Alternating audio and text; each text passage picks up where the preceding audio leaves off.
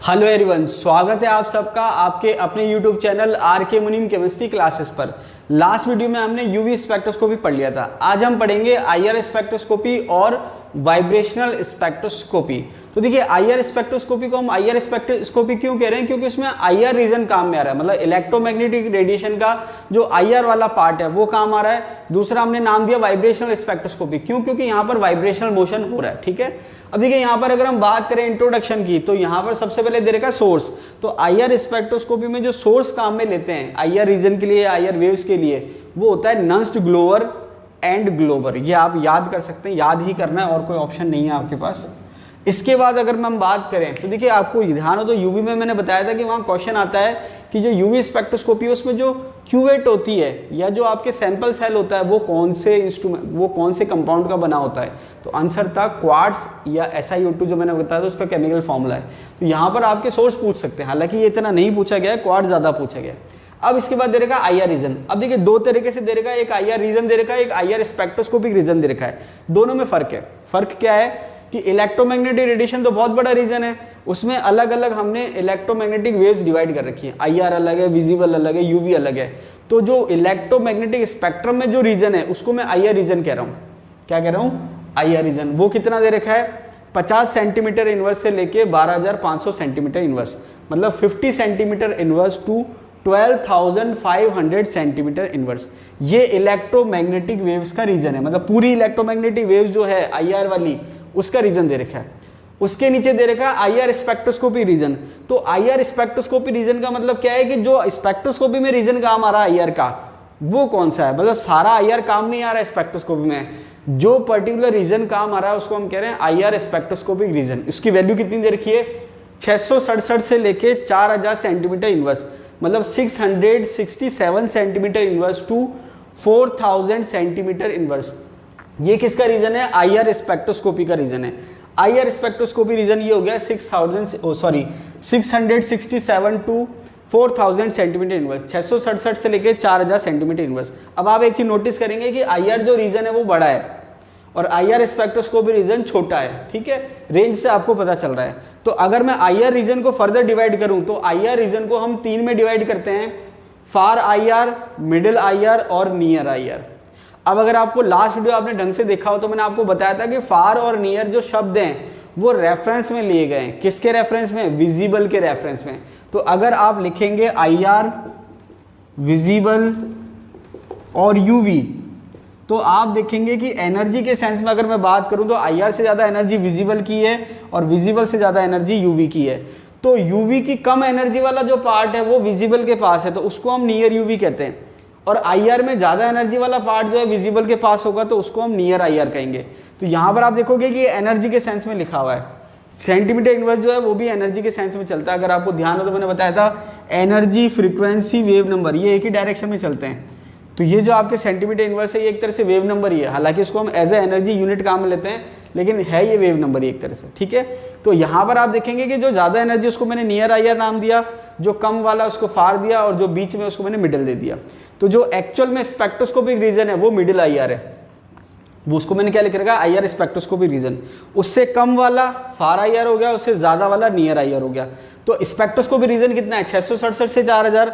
इससे कम वाला मतलब 50 से लेके 667 फार आईआर हो गया। इससे ज़्यादा वाला मतलब 4000 से लेके 12500 नियर आईआर हो गया।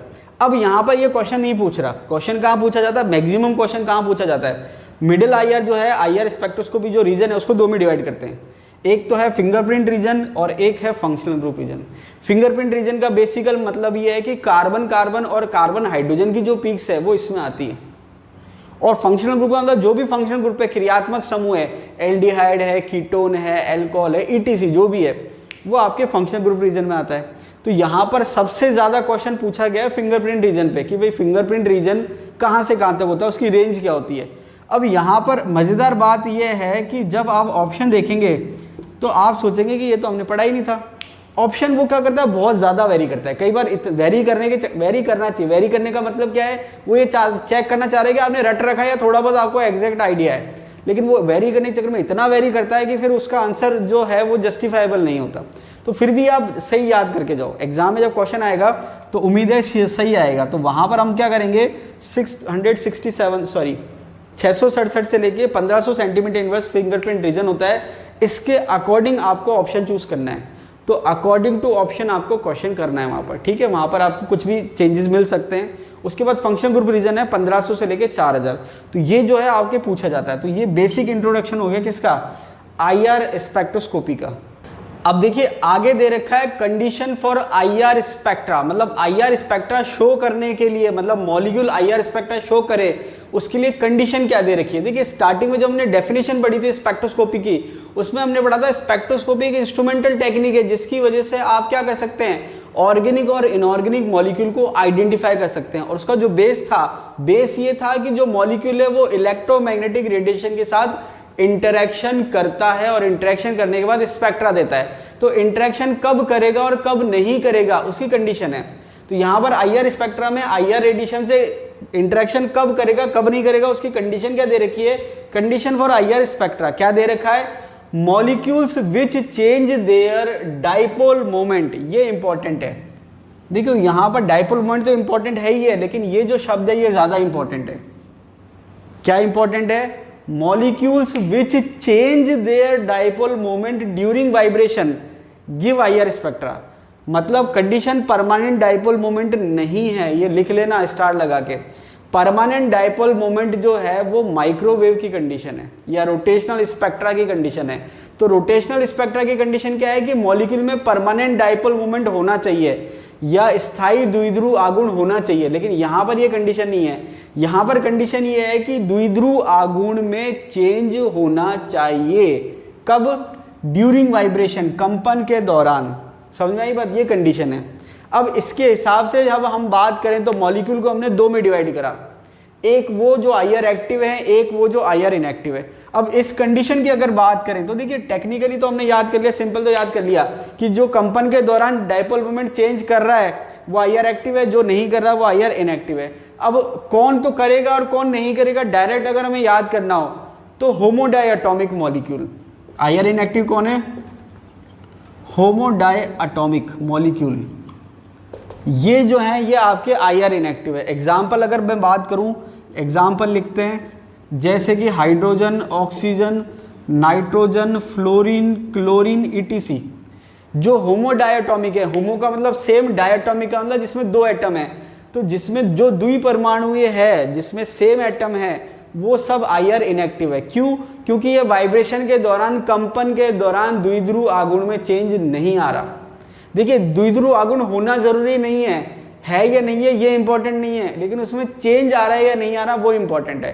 तो ये आपके IR इनएक्टिव है, ये आपको याद रखने हैं, ठीक है। ये तो हो गई बात IR इनएक्टिव की। अब बाकी बचे IR एक्टिव। अब IR एक्टिव को भी हमने दो कैटेगरी में डिवाइड करा, किसमें, all vibrational mode are active, some vibrational mode are IR active and some are inactive. अब देखिए वाइब्रेशनल मोड क्या होती है अभी हम आगे देखेंगे। तो वाइब्रेशनल मोड का मतलब कितनी तरीके से मॉलिक्यूल कंपन कर सकता है, फंडामेंटल वाइब्रेशनल मोड की बात आती है। तो वाइब्रेशनल मोड जो है वो एक से ज्यादा हो सकती है। तो अब मान लीजिए एक मॉलिक्यूल में 3 वाइब्रेशनल मोड है, ठीक है। कितनी वाइब्रेशनल मोड है, 3 वाइब्रेशनल मोड। अब कंडीशन क्या है कि या तो मान लीजिए एक भी एक्टिव नहीं होती, सारी की सारी इनएक्टिव होती, तो वो हो जाता IR इनएक्टिव। अब 3 वाइब्रेशनल मोड। अब देखिए कंपन के दौरान डाइपोल मोमेंट चेंज होना चाहिए, तो कंपन जो है वो वाइब्रेशनल मोड से ही हो रहा है। तो वाइब्रेशनल मोड क्या बता रही है कि कंपन कैसे हो रहा है। तो यहां पर अगर मॉलिक्यूल 3 वाइब्रेशनल मोड शो कर रहा है तो इसमें संभावना क्या, अगर हम बात करें तीनों इनएक्टिव है, मतलब तीनों वाइब्रेशन के दौरान जो है मोड, उनके दौरान डाइपोल मोमेंट में चेंज नहीं हो रहा। तीनों एक्टिव है, तीनों के दौरान चेंज हो रहा है। या फिर हो सकता है कि भाई 2 में चेंज हो और 1 में चेंज ना हो, या 1 में चेंज हो और 2 में चेंज ना हो। तो जिसमें किसी में भी अगर चेंज नहीं आएगा तो वो IR इनएक्टिव में जाएगा। अगर सारी वाइब्रेशनल मोड जो है उसमें चेंज आ रहा है तो वो जाएगा all vibrational mode are active, और जिसमें कुछ में वाइब्रेशनल मोड एक्टिव है कुछ नहीं है वो इसमें जाएगा। अब अगर मॉलिक्यूल पहचानने हो तो इसमें कैसे पहचानेंगे, all vibrational mode are active. इसकी कंडीशन ये है कि जो परमानेंट डाइपोल मोमेंट है वो 0 नहीं होता, और इसकी कंडीशन ये है कि परमानेंट डाइपोल मोमेंट 0 होता है, किसको छोड़कर, एक्सेप्ट होमो डायटॉमिक। समझ में आई बात। तो हमने क्या कहा, जिसमें परमानेंट डाइपोल मोमेंट जीरो है तो उसमें दो कैटेगरी है, होमोडायटोमिक और उसके अलावा। तो होमोडायटोमिक में भी परमानेंट डाइपोल मोमेंट जीरो होता है, लेकिन ये तो क्या है, आईआर इनएक्टिव है, जबकि ये आईआर एक्टिव है। क्यों? क्योंकि यहाँ पर इसकी डिटेल में मैं आपको बाद में बताऊंगा। तो अगर आपके होमोडायटोमिक है तो परमानेंट डाइपोल मोमेंट जीरो होगा और ये आईआर इनएक्टिव होंगे, लेकिन सारे डाइपोल मोमेंट जिसका जीरो वो इनएक्टिव है ऐसा जरूरी नहीं है। एग्जाम्पल की मैं बात करूँ तो देखिए, all vibrational mode are active, किसमें, डाइपोल मोमेंट जिसमें जीरो नहीं है। तो इसका एग्जाम्पल मैं बात करूँ, H2 हो जाएगा, अमोनिया हो जाएगा, ETC, CH4 ले लो, नहीं CH4 मत लो, यहाँ पर CH4 का डाइपोल मोमेंट जीरो होता है। इसके बाद some vibrational mode are IR active and some are inactive, किसमें, जिसका डाइपोल मोमेंट जीरो है। इसका एग्जाम्पल होगा CH4, और भी हो सकते हैं, एक एग्जाम्पल की बात करें तो CH4 जो है उसमें परमानेंट डाइपोल मोमेंट जीरो होता है। तो परमानेंट डाइपोल मोमेंट जीरो है लेकिन ये आईआर एक्टिव है, समझ आई बात। क्यों? क्योंकि इसमें कुछ वाइब्रेशनल मोड आईआर एक्टिव है, कुछ इनएक्टिव है, लेकिन अगर एक भी आईआर एक्टिव होगी तो वो आईआर एक्टिव कहलाएगा। ये तो सारी की सारी वाइब्रेशनल मोड एक्टिव है, और होमोडायटोमिक जो है उसमें एक भी वाइब्रेशन मोड एक्टिव नहीं है, तो ये आईआर इनएक्टिव कहता है। तो देखिए जो बेसिक क्वेश्चन बनता है, तो स्टार्टिंग से अगर हम बात करें तो अभी जो सबसे ज्यादा क्वेश्चन बनते हैं, एक तो क्वेश्चन बनेगा फिंगरप्रिंट रीजन पे, दूसरा क्वेश्चन बनेगा कि कौन सा मॉलिक्यूल आईआर एक्टिव है और कौन सा नहीं है, या लैंग्वेज के फॉर्म में पूछ लेगा कि कंडीशन बताओ कि आईआर एक्टिव की कंडीशन क्या है। तो वहां पर ध्यान रखना, permanent dipole moment IR active की कंडीशन नहीं है, वो रोटेशनल स्पेक्ट्रोस्कोपी की कंडीशन है। यहां पर कंडीशन क्या है, डाइपोल मोमेंट में चेंज, किसके दौरान, ड्यूरिंग वाइब्रेशन। इसको अगर मैं मैथमेटिकली कहूं तो मैं इसको ऐसे लिख सकता हूं, d/dt not equals to zero. भाई ये किसको बताया, डाइपोल मोमेंट में। तो समय के साथ डाइपोल मोमेंट में चेंज जो है वो जीरो नहीं होना चाहिए। ये मैथमेटिकल फॉर्म है, इसी को जो लैंग्वेज लिखी हुई है उसको रिप्रेजेंट करने का एक तरीका है। तो ये मैंने आपको बताया कि कौन से मॉलिक्यूल आईआर एक्टिव होंगे और कौन से इनएक्टिव होंगे। अब देखिए आगे दे रखा है फंडामेंटल वाइब्रेशनल मोड। जैसे मैंने आपको बताया कि वाइब्रेशन का मतलब होता है कंपन, तो एक मॉलिक्यूल बेसिकली कितने तरीके से कंपन कर सकता है उसको हम फंडामेंटल वाइब्रेशनल मोड कहते हैं। तो फंडामेंटल वाइब्रेशन मोड कितने तरीके के होते हैं वो हम देख लेते हैं यहाँ पर। देखिए यहाँ पर अगर हम बात करें फंडामेंटल वाइब्रेशनल मोड की, इसको बेसिकली दो में डिवाइड कर रखा है, एक है स्ट्रेचिंग और एक है बेंडिंग। अब स्ट्रेचिंग किसे कहते हैं और बेंडिंग किसे कहते हैं, जैसे अगर आपको दिमाग में आ रहा होगा कि स्ट्रेचिंग, स्ट्रेच को अगर हम इमेजिन करें तो इसको अगर मान लीजिए कोई चीज़ को यूँ खींच रहे हैं तो वो स्ट्रेच करना हो गया, समझ आ रही बात, उसको क्या कह रहे हैं, स्ट्रेच। तो स्ट्रेचिंग की कंडीशन क्या है कि बॉन्ड एंगल जो है वो चेंज नहीं होता है, बॉन्ड एंगल चेंज नहीं होता है, लेकिन बॉन्ड लेंथ जो है वो चेंज होगी ही होगी, समझ आई बात। स्ट्रेचिंग का मतलब बॉन्ड लेंथ जो है, बंध लंबाई जो है वो चेंज होगी। भाई आप बॉन्ड को खींचोगे तो बॉन्ड लेंथ क्या होगी, चेंज होगी, और बॉन्ड एंगल चेंज नहीं होगा, समझ आई बात। बॉन्ड एंगल चेंज नहीं होगा, बॉन्ड लेंथ चेंज होगी, उसको हम कहते हैं स्ट्रेचिंग। अब स्ट्रेचिंग भी दो तरीके की है, सिमेट्रिक स्ट्रेचिंग और एसिमेट्रिक स्ट्रेचिंग। सिमेट्रिक स्ट्रेचिंग और एसिमेट्रिक स्ट्रेचिंग क्या होती है, एक एग्जांपल से समझा देता हूं। जैसे मान लीजिए CO2 मॉलिक्यूल है, डबल बॉन्ड की जगह सिंगल बॉन्ड बना रहा हूं समझाने के लिए, ठीक है, डबल बॉन्ड होता है, सिंगल बॉन्ड बनाने समझाने के लिए। अब ये मान लीजिए कि इसकी इक्विलिब्रियम पोजीशन है, साम्य अवस्था है, जैसे मान लीजिए कि ये कंपन कर ही नहीं रहा है, ये ऐसा कैसे रखा हुआ है, तो ये इसकी साम्य अवस्था है। अब अगर मान लीजिए कि बॉन्ड एक साथ बाहर जा रहे हैं और एक साथ अंदर आ रहे हैं, मतलब जो इक्विलिब्रियम पोजीशन है वो एक साथ क्रॉस हो रही है या एक साथ उस पर वो पहुंच रहा है, ठीक है, तो उसको हम कहते हैं सिमेट्रिक स्ट्रेचिंग। इसका मतलब क्या हुआ कि जब ये दूर जाएगा तो एक साथ दूर जाएगा, और जब पास आएगा तो एक साथ पास आएगा, समझ में आ रही बात। तो कहने का मतलब जो इक्विलिब्रियम पोजीशन है उसको एक साथ क्रॉस करे, ये उसको हम कहते हैं सिमेट्रिक स्ट्रेचिंग। तो ये यहाँ पर दूर जा रहा है और ये यहाँ पर पास आ रहा है, तो सिमेट्रिक स्ट्रेचिंग में एक साथ दूर जा रहे हैं बॉन्ड और एक साथ एटम दूर जा रहे हैं, एक साथ पास आ रहे हैं, वो सिमेट्रिक स्ट्रेचिंग है। एसिमेट्रिक स्ट्रेचिंग में क्या होता है कि एक साथ इक्विलिब्रियम पोजीशन क्रॉस नहीं होती। तो अगर मैं इसी मॉलिक्यूल का अगर मैं बताऊं तो यहाँ पर ये ऐसा होगा कि ये एक तो पास आ गया, एक दूर चला गया, उसके बाद ये नीचे बनाता हूँ, एक दूर चला गया और एक पास आ गया। तो ये यहाँ पर पास आ रहा है, ये दूर जा रहा है, ये यहाँ पर दूर जा रहा है और ये पास आ रहा है। तो अगर एक साथ दूर जा रहे हैं, एक साथ पास आ रहे हैं तो सिमेट्रिक स्ट्रेचिंग, और एक पास आ रहा है, एक दूर जा रहा है, एक पास आ रहा है, एक दूर जा रहा है तो एसिमेट्रिक स्ट्रेचिंग, टेक्निकल लैंग्वेज में कहें तो अगर इक्विलिब्रियम पोजीशन एक साथ साइमल्टेनियसली क्रॉस हो रही है तो वो आपके सिमेट्रिक स्ट्रेचिंग होगा, और साइमल्टेनियसली नहीं हो रही है तो एसिमेट्रिक होगा। समझ में आ गई बात। अब अगर हम बात करें दूसरा, बेंडिंग और डिफॉर्मेशन, तो देखिए आपने देखा होगा जब आईआर पीक लिखी होती है तो स्ट्रेचिंग लिखा होता है, शॉर्ट में लिखा होता है STR करके लिखा होता है, और बेंडिंग या डिफॉर्मेशन भी लिखा होता है। तो यहाँ पर स्ट्रेचिंग तो आपको समझ में आ गया। अब बात करें बेंडिंग की, तो देखिए बेंडिंग को डिफॉर्मेशन भी कहते हैं। और बेंडिंग की कंडीशन क्या है? बेंडिंग की कंडीशन ये है कि बॉन्ड लेंथ तो बिल्कुल भी चेंज नहीं होगी, किसी भी हालत में चेंज नहीं होगी, क्योंकि बॉन्ड लेंथ चेंज होती है वो किस में चल जाएगा? स्ट्रेचिंग में। अब बचा बॉन्ड एंगल, तो बॉन्ड एंगल की बात करें तो देखो यहाँ पर कंडीशन कहती है बॉन्ड एंगल चेंज नहीं होगा, लेकिन बॉन्ड लेंथ चेंज होगी ही होगी। अब यहाँ पर क्या है कि बॉन्ड लेंथ चेंज नहीं होगी, तो आप सोचोगे बॉन्ड एंगल चेंज होगा। बॉन्ड एंगल चेंज हो भी सकता है और नहीं भी हो सकता है। समझ आई बात? मतलब बॉन्ड लेंथ तो चेंज होगी नहीं बिल्कुल भी किसी भी हालत में, लेकिन बॉन्ड एंगल जो है वो भी ऑप्शन है, चेंज हो भी सकता है और चेंज नहीं भी हो सकता। अब कैसे समझते हैं इसको? अब जो आपके बेंडिंग है या डिफॉर्मेशन है, ये दो तरीके से हमने बता रखा है, इन प्लेन और आउट ऑफ प्लेन। प्लेन कौन सा? Molecular plane. अब मान लीजिए एक मॉलिक्यूल है, ये समझने की बात हो रही है, तो ये जो मॉलिक्यूल है, ये जो दो एटम, तीन एटम दिख रहे हैं, 1 2 3, ये इसका प्लेन हो गया, ठीक है। अब अगर ये प्लेन में बेंडिंग या डिफॉर्मेशन शो कर रहा है तो वो इन प्लेन माना जाएगा, और अगर प्लेन के बाहर जा रहे हैं एटम तो वो आउट ऑफ प्लेन माना जाएगा। तो अब ये इन प्लेन है, तो इन प्लेन कैसे शो कर सकता है? ऐसे, मतलब यहाँ पर ये केवल इस टाइप से प्लेन के अंदर जो है वो वाइब्रेट कर रहा है, ठीक है। तो यहाँ पर आप देखेंगे बॉन्ड एंगल चेंज हो रहा है या नहीं हो रहा? आप देखेंगे बॉन्ड एंगल चेंज नहीं हो रहा। क्यों? क्योंकि इसके बीच का जो एंगल है वो तो फिक्स है, बस ये ऐसे कर रहा है, तो बॉन्ड एंगल चेंज नहीं हो रहा, और प्लेन के अंदर है। इसको हम क्या कहते हैं? रॉकिंग, ठीक है। दूसरी कंडीशन, प्लेन के अंदर ही है लेकिन अब ये ऐसे चल रहा है, ऐसे कर रहा है, ये पहले ऐसे ऐसे कर रहा था, अब ये ऐसे ऐसे कर रहा है, ठीक है, ऐसे ऐसे कर रहा है, प्लेन के अंदर ही है। इसको कहते हैं सिजरिंग।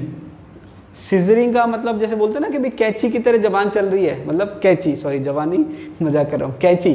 तो कैंची कैसे चलती है? ऐसे चलती है, मतलब प्लेन के अंदर चल रही है। कैंची थोड़ा ना ऐसे उसका एक इधर जा रहा है और एक इधर, ऐसे थोड़ा, तो प्लेन के अंदर चल रही है, मतलब प्लेन के अंदर चल रही है और ऐसे यूं, तो ये ऐसे चल रही है, ये सिजरिंग होती है, ठीक है। समझ में आ गई बात? तो रॉकिंग और सिजरिंग क्या है? प्लेन के अंदर है। रॉकिंग में बॉन्ड एंगल चेंज नहीं हो रहा, बॉन्ड एंगल जो है चेंज नहीं हो रहा, इसमें बॉन्ड एंगल चेंज जो है वो हो रहा है, ठीक है।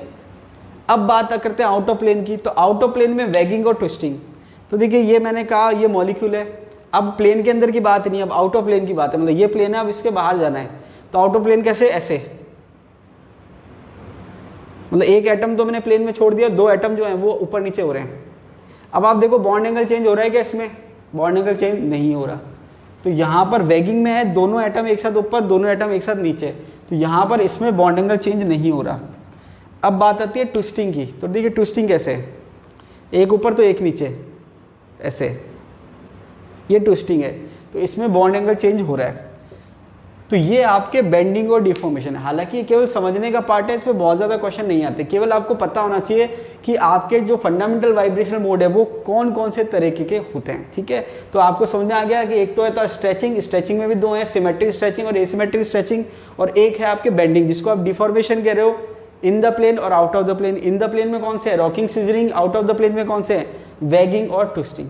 अब एक क्वेश्चन जो है आरपीसी ने पूछ रखा है, वो क्या है कि जो आपके स्ट्रेचिंग फ्रीक्वेंसी होती है, या सिंपल फ्रीक्वेंसी कह देता हूँ, तो उसका ऑर्डर क्या होता है। तो देखिए यहाँ पर क्या है कि फ्रीक्वेंसी भी दो तरह की है। कैसी? एक तो मॉलिक्यूल जो वाइब्रेट कर रहा है उसकी फ्रीक्वेंसी, और एक इलेक्ट्रोमैग्नेटिक रेडिएशन की फ्रीक्वेंसी। तो होता क्या है कि जब पीक हम बात करते हैं तो दोनों क्या होती है? सेम हो जाती है। भाई सेम होगी जब इंटरेक्शन करेगी। तो आप यहाँ पर अगर मैं बात करूँ कि स्ट्रेचिंग या फ्रीक्वेंसी की बात करूँ, तो ऑर्डर क्या होगा कि जो फ्रीक्वेंसी है, वाइब्रेशनल फ्रीक्वेंसी, उसका ऑर्डर क्या होगा? तो सबसे पहले या सबसे ज़्यादा जो है वो आएगी एसिमेट्रिक स्ट्रेचिंग की। किसकी आएगी? एसिमेट्रिक स्ट्रेचिंग फ्रीक्वेंसी सबसे ज़्यादा है। उसके बाद आएगी सिमेट्रिक स्ट्रेचिंग। किसकी आएगी? सिमेट्रिक स्ट्रेचिंग की। और उसके बाद नंबर आएगा बेंडिंग का।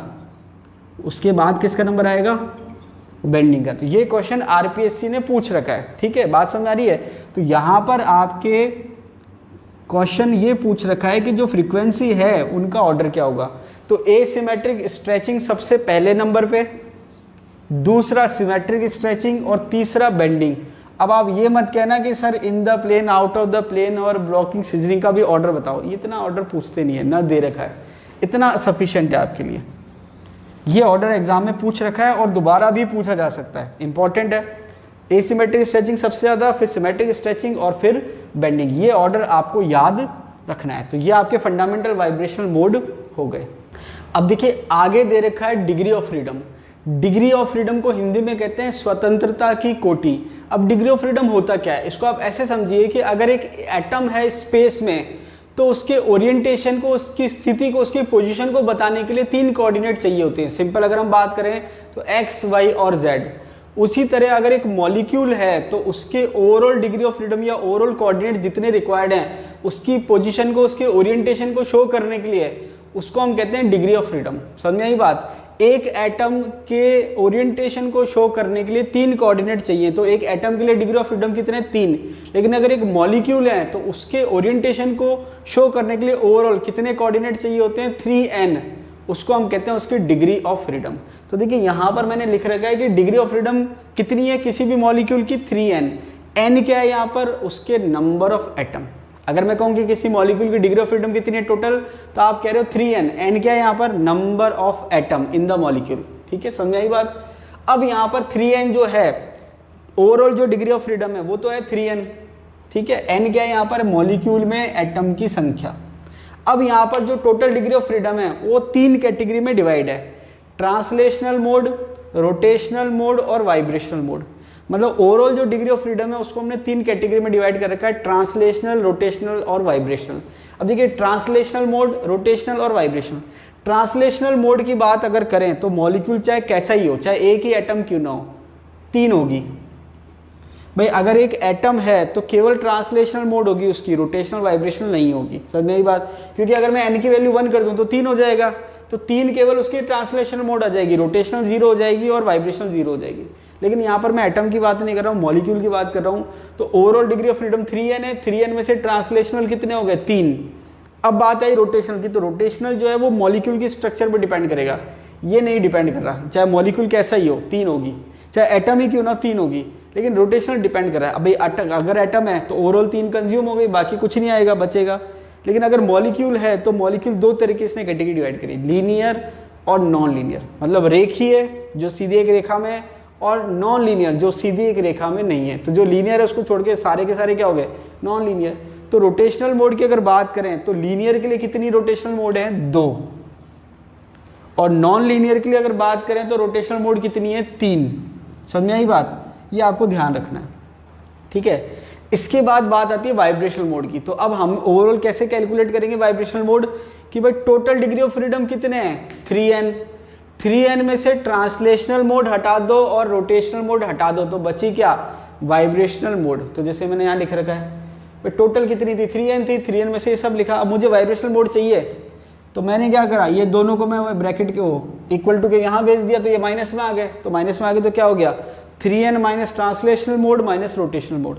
अब इसको मैंने वापस से 2 कैटेगरी में डिवाइड करा, लीनियर और नॉन लीनियर। लीनियर के लिए अगर बात करें तो 3n माइनस 5 आ रहा है। Total degree of vibrational mode कितने हैं, 3n माइनस 5। क्यों, क्योंकि 3 तो हो गए ट्रांसलेशनल के और 2 रोटेशनल के हो गए, तो 3n माइनस 5।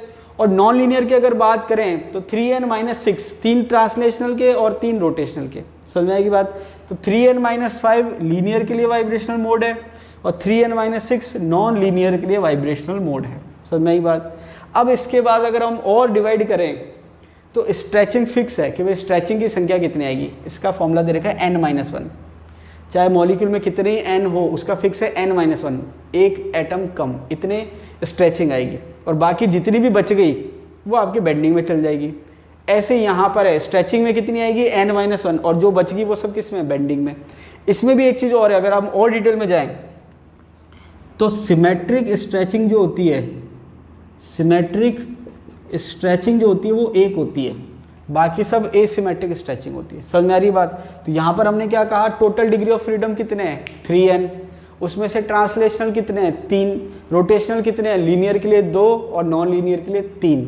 तो जब वाइब्रेशनल मोड की बात आएगी तो यहाँ पर वाइब्रेशनल मोड क्या है 3n minus translational minus rotational. तो रोटेशनल 2 थे लीनियर के लिए, तो 3 और 2 5 माइनस हो गए लीनियर के लिए 3n में से, और नॉन लीनियर के लिए कितने माइनस हो गए 6। अब इसके बाद मैंने कहा कि जितनी भी वाइब्रेशन मोड आ रही है उसमें से स्ट्रेचिंग कितनी है n-1, n क्या है नंबर ऑफ एटम, बाकी बची वो सब बेंडिंग में। स्ट्रेचिंग में भी एक सिमेट्रिक और एक बाकी जो है वो किस में है, वो सारी की सारी एक तो सिमेट्रिक है, बाकी सारी एसिमेट्रिक है। अभी आपको समझ में आ नहीं रहा होगा कि मैं क्या बता रहा हूँ, कि आप क्या 3n परेशान हो गए भाई क्या आ रहा है। अब इसको हम समझते हैं मॉलिक्यूल से। अब मान लीजिए मैंने मॉलिक्यूल लिया हाइड्रोजन का H2 का, ठीक है। अब हाइड्रोजन मैंने मॉलिक्यूल लिया, तो हाइड्रोजन मॉलिक्यूल के लिए इसको सॉल्व करके देखते हैं। तो ओवरऑल 3n की जो वैल्यू आ रही है हाइड्रोजन के लिए, n की वैल्यू कितनी है 2, तो 3n कितना आ गया 3 दूनी 6, 3n 6 आ गया, ठीक है। अब बात करें ट्रांसलेशनल की तो 3 हो गए, रोटेशनल की बात करें तो क्योंकि लीनियर मॉलिक्यूल है तो 2 हो गए, तो ट्रांसलेशनल 3 रोटेशनल 2। अब इसके बाद अगर मैं बात करूं वाइब्रेशनल मोड की, तो मॉलिक्यूल लीनियर है तो 3n-5, 3n कितना आ रहा है 6, 6-5 का मतलब 1, 6-5 का मतलब 1 इस केस में। अब 1 आ रहा है तो स्ट्रेचिंग पर सबसे पहले जाएगा और बेंडिंग उसके बाद जो बचे हुए। अब बचा तो कुछ है ही नहीं, स्ट्रेचिंग में 1 आ गया क्योंकि स्ट्रेचिंग क्या है n-1, n की वैल्यू क्या है 2, 2 में से 1 गया, 1 स्ट्रेचिंग आ रहा है। और स्ट्रेचिंग में भी जो है वो पहला स्ट्रेचिंग कौन सा होता है, सिमेट्रिक स्ट्रेचिंग होता है। अब सिमेट्रिक स्ट्रेचिंग का मतलब ये है कि हाइड्रोजन जो है एटम एक साथ दूर जा रहे हैं एक साथ पास आ रहे हैं। हालांकि यहाँ पर बॉन्ड है तो उसमें सिमेट्रिक एसिमेट्रिक का कंसेप्ट ही नहीं आएगा क्योंकि एक ही आ रही है, तो एक ही सिमेट्रिक स्ट्रेचिंग आ रही है, एसिमेट्रिक है ही नहीं। अब आप ये देखो कि हाइड्रोजन एटम की जब आप बॉन्ड लेंथ चेंज कर रहे हो तो इसमें खास बात क्या है कि जब शुरू में मॉलिक्यूल मैंने इसको ऐसे रिजिड मान लिया तो भी डायपोल मोमेंट 0 है, और जब आप इसकी बॉन्ड लेंथ को कम ज़्यादा करोगे तो भी डायपोल मोमेंट 0 ही बना रहेगा ड्यूरिंग वाइब्रेशन। तो इसलिए होमोडायटोमिक जो होते हैं वो क्या होते हैं, वाइब्रेशनली इनएक्टिव या IR इनएक्टिव होते हैं। क्यों, क्योंकि वाइब्रेशन के दौरान अब फंडामेंटल वाइब्रेशन मोड आ कितनी रही है, एक ही तो आ रही है। समझ रही बात, हमने क्या कहा था कि भाई एक भी अगर एक्टिव है तो एक्टिव हो जाएगा, तो यहाँ पर टोटल आई कितनी, एक ही आई, और एक भी क्या हो गई इनएक्टिव हो गई, तो इसलिए होमोडायटोमिक क्या होते हैं IR इनएक्टिव होते हैं। समझ आई बात। अब दूसरे एग्जाम्पल से समझते हैं। तो ये एग्जाम्पल हमने देख लिया, अब हम दूसरे एग्जाम्पल से समझते हैं। दूसरा एग्जाम्पल हम लेते हैं HCl मान लीजिए। तो HCl में बाकी सारी चीज़ें सेम चल रही हैं। HCl जो है उसमें बाकी सारी चीज़ें क्या चल रही है, सेम चल रही है। कैसे सेम चल रही हैं कि यहाँ पर भी आपके n की वैल्यू 2 है तो 3n कितना हो जाएगा, 3 2 6 हो जाएगा। ट्रांसलेशनल 3 हो गए, रोटेशनल 2 हो गए, बचा 1 वाइब्रेशनल। अब यहाँ पर जब वाइब्रेशन की हम बात करेंगे तो देखिए यहाँ पर जब हम बात करेंगे तो यहाँ पर डायपोल मोमेंट जो है पहले से 0 है, सॉरी 0 नहीं है। अब जब आप इसकी बॉन्ड लेंथ चेंज करोगे तो यहाँ पर होगा, हो तो सिमेट्रिक स्ट्रेचिंग ही रही है, लेकिन हो क्या रहा है, देखिए डायपोल मोमेंट जो होता है वो क्या होता है कि चार्ज सेपरेशन, इसको मैं इस टाइप से दिखा देता हूँ, शो या ई सिंपल लिख देता हूँ, इनटू डिस्टेंस।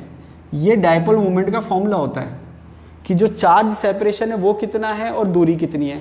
अब यहाँ पर क्या है कि चार्ज सेपरेशन है, जैसे इस पर डेल प्लस है, इस पर डेल माइनस है, लेकिन जैसे आप स्ट्रेचिंग करोगे तो जो उसके बीच की दूरी है वो चेंज हो रही है। तो ये जो फॉर्मूला डायपोल मोमेंट का, इसमें दूरी अगर आप चेंज करोगे तो डायपोल मोमेंट चेंज हो जाएगा। तो आपके जैसे आप वाइब्रेशन करोगे तो पहले भी डायपोल मोमेंट था और वाइब्रेशन के दौरान भी डायपोल मोमेंट क्या हो रहा है, चेंज हो रहा है। तो पहले था या नहीं था उससे वो इंपॉर्टेंट नहीं है, लेकिन ड्यूरिंग वाइब्रेशन डायपोल मोमेंट क्या हो रहा है, चेंज हो रहा है। इसलिए ये जो मोड है ये IR एक्टिव हो जाएगी। तो इसलिए होमोडायटोमिक को छोड़कर सारे IR क्या होते हैं, एक्टिव होते हैं। समझ में आई बात। अब दूसरा एक एग्जाम्पल लेते हैं, बहुत ज़्यादा ज़रूरत नहीं है समझने की, केवल लास्ट एग्जाम्पल ले लेते हैं CO2 का। बहुत ज़्यादा एग्जाम्पल की ज़रूरत नहीं है, लास्ट एग्जाम्पल CO2 का लेते हैं। इसको मैं हटा देता हूँ, बाकी आप अपने लेवल पे प्रैक्टिस कर सकते हैं। मैं आपको एक मॉलिक्यूल दूंगा होमवर्क के लिए, वो मुझे आप कमेंट करके बताना, ठीक है। CO2 मैंने लिया। अब CO2 की स्ट्रक्चर क्या है, लीनियर है। ये मैंने लीनियर सिंगल बॉन्ड से बता दी, हालांकि डबल बॉन्ड होते हैं। ये CO2 की स्ट्रक्चर बता दी। अब CO2 में टोटल नंबर ऑफ एटम कितने हैं, 3, तो टोटल डिग्री ऑफ फ्रीडम कितने हो जाएंगे, 9, ठीक है। टोटल डिग्री ऑफ फ्रीडम कितने हो गए, 9। क्यों, क्योंकि n की वैल्यू 3 है तो 3 3 9 हो गए।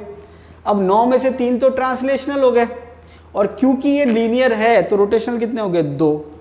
अब 3 और 2 5, 3n-5, तो 9 - 5 कितने बचे, 4। तो टोटल जो वाइब्रेशनल मोड आ रहे हैं वो 4 आ रहे हैं। लीनियर का मॉलिक्यूल है तो टोटल कितने आ रहे हैं, 4। अब 4 में से अगर मैं बात करूं तो स्ट्रेचिंग जो होता है, स्ट्रेचिंग में आते हैं n-1। स्ट्रेचिंग में कितने आते हैं, n-1। अब n का मतलब क्या है, नंबर ऑफ एटम कितने, 3। तो 3 - 1 कितने हो गए, 2। मतलब स्ट्रेचिंग में टोटल 2 हो गए। अब एक सिमेट्रिक स्ट्रेचिंग का होता है तो दूसरा क्या होगा, एसिमेट्रिक स्ट्रेचिंग का। तो सिमेट्रिक स्ट्रेचिंग एक हो गई और एसिमेट्रिक स्ट्रेचिंग जो है वो भी कितनी हो गई, एक, क्योंकि 2 स्ट्रेचिंग है, एक सिमेट्रिक एक एसिमेट्रिक। सिमेट्रिक एक ही होती है, जितनी बच गई वो सब एसिमेट्रिक होती है। अब आता है बेंडिंग की, तो बेंडिंग क्या है, इसमें जो बच गए वो उधर है। तो टोटल कितने थे, 4, 4 में से 2 गए, कितने बचे, 2। तो अब यहां पर CO2 मॉलिक्यूल को अगर हम एक्सप्लेन करें तो टोटल जो आपके वाइब्रेशनल मोड है वो कितनी आ रही है, 4। एक सिमेट्रिक, एक एसिमेट्रिक और 2 बेंडिंग। समझ में आई बात। अब इसको हम चेक करते हैं, भाई हमने क्या कहा था कि भाई सारी वाइब्रेशनल मोड IR एक्टिव है या नहीं है, या कुछ है या नहीं है। वो हम चेक कैसे करते हैं कि वाइब्रेशन के दौरान डाइपोल मोमेंट चेंज हो रहा है या नहीं हो रहा, वो यहाँ मैं समझाने की कोशिश कर रहा हूँ। क्योंकि CO2 मॉलिक्यूल अपने आप में इंपॉर्टेंट है, बाकी सब नहीं बता रहा मैं, बाकी तो मैं समझाने के लिए बता दिया, ये मैं बता रहा हूँ। बाकी बहुत ज़्यादा आपको डिटेल में जाने की जरूरत नहीं है, क्वेश्चन भी नहीं आता, केवल समझाने के लिए। अगर अच्छा क्वेश्चन बनाने की कोशिश करे RPSC तो उसके लिए, ठीक है। तो यहाँ पर मैं क्या बात कर रहा हूँ, सिमेट्रिक स्ट्रेचिंग की। जैसे मैंने आपको शुरू में बताया था, तो सिमेट्रिक स्ट्रेचिंग जो है वो आपके ऑक्सीजन की जो दूरी है कार्बन से, दोनों सेम चल रही है, दोनों एक साथ दूर जा रहे हैं और दोनों एक साथ पास आ रहे हैं। मतलब कार्बन ऑक्सीजन इधर वाला, कार्बन ऑक्सीजन इधर वाला, दोनों की बॉन्ड लेंथ सेम है। अब मजेदार बात यह है, शुरू में इसका डाइपोल मोमेंट 0 होता है। क्यों? क्योंकि यहाँ पर ऑक्सीजन की इलेक्ट्रॉन नेगेटिविटी ज़्यादा है, तो ये अपनी ओर इलेक्ट्रॉन खींचेगा, इधर वाला और इधर वाला अपनी ओर खींचेगा, तो कैंसिल आउट हो जाएंगे। अब क्योंकि सिमेट्रिक स्ट्रेचिंग में दूरी मेंटेन हो रही है, तो ओवरऑल वो क्या करेंगे, एक दूसरे को कैंसिल आउट ही करेंगे। तो सिमेट्रिक स्ट्रेचिंग में डाइपोल मोमेंट जो चेंज है ड्यूरिंग वाइब्रेशन वो कितना आ रहा है, 0। इसका मतलब सिमेट्रिक स्ट्रेचिंग जो है वो IR इनएक्टिव है। एक तो आ रही है, लेकिन ये क्या है, IR इनएक्टिव। क्यों? क्योंकि मॉलिक्यूल में परमानेंट डाइपोल मोमेंट तो 0 है, लेकिन वाइब्रेशन के दौरान भी 0 ही चल रहा है, मतलब कोई चेंज नहीं आ रहा। अब बात करते हैं एसिमेट्रिक स्ट्रेचिंग की। तो एसिमेट्रिक स्ट्रेचिंग में क्या हो रहा है कि ये इस टाइप से हो जाता है, ठीक है, ये इस टाइप से हो गया। अब इस टाइप से होते क्या हुआ, जो पहले इक्वल थे वो कैंसिल आउट हो रहे थे, अब कैंसिल आउट नहीं होंगे। तो जब कैंसिल आउट नहीं होंगे तो एसिमेट्रिक स्ट्रेचिंग क्या हो जाएगी, IR एक्टिव हो जाएगी। डाइपोल मोमेंट जो होती है वो वेक्टर क्वांटिटी होती है, अपोजिट डायरेक्शन में इक्वल मैग्नीट्यूड है तो कैंसिल आउट हो जाएगी, लेकिन यहाँ पर कैंसिल आउट नहीं हो रही क्योंकि मैग्नीट्यूड इक्वल नहीं है। समझ में आ रही बात। डाइपोल मोमेंट हम केमिकल बॉन्डिंग में डिटेल में पढ़ेंगे। तो ये आपके हो गया IR एक्टिव। तो मैंने क्या कहा था, अगर एक भी मोड एक्टिव है तो मॉलिक्यूल एक्टिव कहलाएगा। तो CO2 क्योंकि होमोडायटोमिक नहीं है तो उसमें परमानेंट डाइपोल मोमेंट 0 है, उसके बाद भी क्या हो गया, IR एक्टिव हो गया। अब इसके बाद आती है बात बेंडिंग की। तो देखिए बेंडिंग इसमें आप 2 तरीके से कह सकते हो। अब यहाँ पर CO2 की बात कर रहा हूँ पर्टिकुलरली, तो CO2 की जो बेंडिंग है वो 2 तरीके से। अब यहाँ पर मैंने कहा ये CO2 का मॉलिक्यूल है, तो अगर मैं एज्यूम करूँ तो ये मान लीजिए मॉलिक्यूलर प्लेन है, हालांकि ये लीनियर है तो मॉलिक्यूलर प्लेन कहना पॉसिबल नहीं है, मान लेते हैं, एज्यूम कर लेते हैं। एक प्लेन ये है और एक प्लेन ये है, तो एक बेंडिंग तो ऐसे हो रही है इस प्लेन में यूँ, ठीक है, और एक ऐसे हो रही है, ठीक है, समझ आ रही बात। मतलब एक ऐसे हो रही है इस प्लेन में और एक ऐसे हो रही है इस प्लेन में। अब मज़ेदार बात यह है कि ये जो दोनों तरह की बेंडिंग है ये आपके डीजेनरेट है। डीजेनरेट एक शब्द होता है, मैंने आपको शायद पहले बताया हो। डीजेनरेट का मतलब होता है हिंदी में अपभ्रंश, उसका हिंदी जो टर्म होता है वो होता है अपभ्रंश, जहाँ तक मुझे ध्यान है, मेरे हिसाब से सही है, अपभ्रंश कहते हैं, इंग्लिश में कहते हैं डीजेनरेट। इसका मतलब एनर्जी सेम है, एनर्जी लेवल क्या है, सेम है। तो यहाँ पर बेंडिंग 2 है, लेकिन ये हो गए डीजेनरेट। क्या हो गए, डीजेनरेट। अब इससे हुआ क्या मैं समझाता हूँ आपको। अब अगर मैं बात करूं बेंडिंग की, तो देखिए यहाँ पर तो क्या होता है, डाइपोल मोमेंट कैंसिल हो रहा था। अब जब ये ऐसे हो गया मान लीजिए, तो यहाँ पर ऑक्सीजन इलेक्ट्रॉन इधर खींच रहा है और इधर वाला इधर खींच रहा है, तो ये कैंसिल आउट नहीं कर रहे। इसका मतलब इस केस में डाइपोल मोमेंट 0 नहीं है, मतलब डाइपोल मोमेंट चेंज हो रहा है। तो ये जो है IR एक्टिव है। क्या है, IR एक्टिव। दोनों के दोनों क्या हो जाएंगे, IR एक्टिव। भाई इसमें भी क्या हो रहा है, डाइपोल मोमेंट चेंज हो रहा है, और इसमें भी क्या हो रहा है, डाइपोल मोमेंट चेंज हो रहा है। तो ओवरऑल बात करें तो CO2 की 4 वाइब्रेशनल मोड हैं। जिसमें से एक तो हो गई आई आर इनएक्टिव, ठीक है। इसके अलावा 3 जो है वो है आई आर एक्टिव। तो अगर अच्छे से अच्छा क्वेश्चन भी हम बनाना चाहें तो क्वेश्चन ऐसे आता है कि CO2 जो मॉलिक्यूल है उसमें टोटल वाइब्रेशनल मोड कितनी है 4, IR एक्टिव मोड कितनी है 3, IR इनएक्टिव मोड कितनी है 1। तो एक तो वो मोड पूछे, एक पूछे वो पीक, यहाँ लिख देता हूँ साइड में कि IR की पीक कितनी है। भाई हम क्या कहेंगे कि भाई जितनी वाइब्रेशनल मोड एक्टिव होगी उतनी पीक आएगी। पीक का मतलब भाई एक्टिव मोड का मतलब वो इंटरेक्शन करके स्पेक्ट्रा दे रहा है तो वो पीक आ रही है, सिंपल सा मतलब ये है। तो अगर जितनी वाइब्रेशनल मोड होती है वो उतनी पीक देता है। तो यहाँ पर पीक कितनी आनी चाहिए, क्योंकि कितनी वाइब्रेशनल मोड एक्टिव है 3, तो पीक कितनी आनी चाहिए 3। लेकिन IR पीक जो आती है वो आती है 2। अब आप सोचेंगे कि ये 2 और ये 3 ऐसा क्यों? उसका रीज़न ये है कि यहाँ पर सिमेट्रिक स्ट्रेचिंग तो IR इनएक्टिव होगी, इसको छोड़ो। एक पीक तो आती है एसिमेट्रिक स्ट्रेचिंग की। अब यहाँ पर आने को तो 2 पीक आनी चाहिए थी, लेकिन क्योंकि ये हो गया डीजनरेट से एनर्जी हो गई सेम, तो जो 2 पीक है वो ओवरलैप हो गई। क्या हो गई? ओवरलैप। और 2 पीक ओवरलैप हो गई तो वो एक ही काउंट हो गई। तो ओवरऑल पीक कितनी हो गई 2। तो ये आपको ध्यान रखना, बहुत इंपॉर्टेंट चीज़ है। हालांकि इतनी डिटेल मैंने नोट्स में नहीं लिखी होगी, आप चाहो तो नोट्स कर लेना, क्योंकि देखिए बहुत हाई लेवल की बात है, लेकिन RPSC का भरोसा नहीं है, ठीक है। क्योंकि ये इंपॉर्टेंट एग्जाम्पल है इसलिए मैंने आपको करा दिया। नोट्स में हो सकता है मैंने नहीं लिखा हो, लेकिन आप ये यहाँ से नोट कर लेना, ठीक है। तो यहाँ पर आप देखेंगे कि जो CO2 मॉलिक्यूल है उसकी ओवरऑल जो वाइब्रेशनल मोड है 4 है, जिसमें से IR एक्टिव मोड 3 है, इनएक्टिव 1 है। अगर IR पीक की बात करूँ तो 2 है। तो ये ओवरऑल मैंने आपको बता दिया फंडामेंटल वाइब्रेशनल मोड और डिग्री ऑफ फ्रीडम। इस पर बहुत ज़्यादा क्वेश्चन नहीं आते हैं, आप चाहो तो बिल्कुल बेसिक पढ़ सकते हो।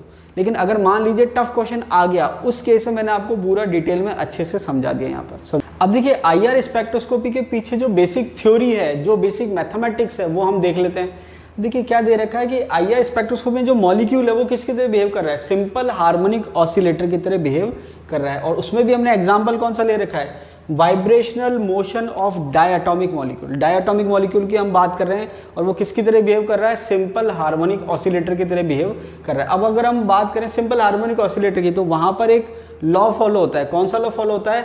Harmonic oscillator obey Hooke's law.